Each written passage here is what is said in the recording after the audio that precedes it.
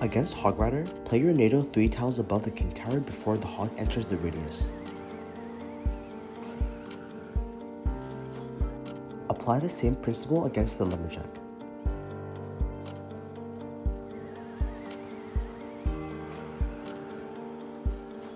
When dealing with wall breakers, place the NATO when the first wall breaker runs into the radius.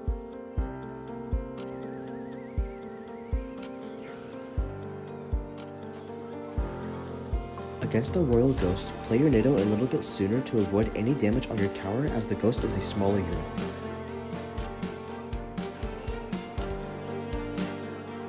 Wait until the mini P.E.K.K.A walks into the edge of your NATO before placing it down.